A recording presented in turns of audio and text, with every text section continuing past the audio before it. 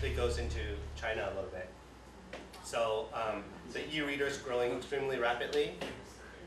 For example, with Hanwang in China, right? Of course, Amazon and Kindle, but that's not happening here. Does anybody know who or what Hanwang is? E-reader. Okay. What is that? Just an e-reader, Oh, reader. yeah. So just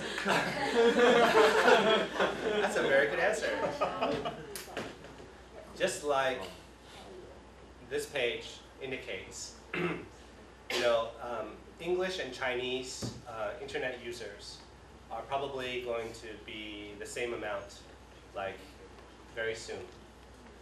I believe, because internet usage is growing so quickly there, and a lot of the stuff that we were talking about, it might be happening in other territories outside of China first, but China is definitely coming up with a lot of its own domestic market products or content.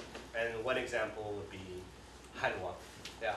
And that's going to grow really, really quickly because it's tailored for the Chinese market and doing a lot of tie-ups with content owners and content providers. Now, what kind of impact would that have for Taiwan? Let's say Chenbang, Site.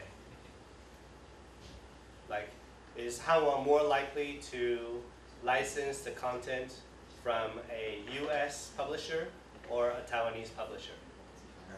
Taiwanese publisher. Taiwanese publisher, right? I think the reason is very obvious, but Yes. why don't you tell us the reason, Peter? Because as I know, Hanwang is just use the Chinese interface, Mm-hmm. right? So maybe it will impact the foreign publisher in the future, but now it's just in the Chinese publisher. And I just get the message that most of the book or the content of we say the Chinese market. A lot of the content come from Taiwan, Mm-hmm. Taiwan's publisher. Yeah. So maybe if this product will popular, maybe it give a big impact to the publisher in Taiwan. Yeah. But so why do you think they're using Taiwanese content in Hanwang? Why? Yeah. You mean why? I think it's a knowledge game. Yeah. I mean, because for a long time, Taiwan has been publishing, right?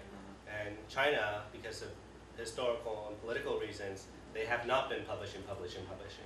And so content that maybe is really kind of like outdated or not really popular anymore, that was published 10 years ago, might actually be very interesting to them. And so all the library of a lot of the publishing companies are actually being kind of revamped. And that's the case not only for Chenbang, like even Geling. Like, for example, in Taiwan, we have a decline of a population, right? And we have fewer and fewer kids. And Geling happens to be a children's book publisher. So they're taking a lot of that content and then repackaging it for the Chinese market because they already have the rights, and that is a massive market. So this is a huge opportunity for Taiwanese content creators, especially for publishing, which a lot of people think are almost dead or is a dying industry. But that's maybe that could be a revival, depending on how the potential illegal copyright issue works itself out. But there's definitely an outlet there. Like the difference between population of Taiwan and China is like, I don't know, 50%, 50 times or 60 times. So, and it's only just developing. And they've had a huge kind of like gap in publishing. So that's a huge opportunity for Taiwanese providers.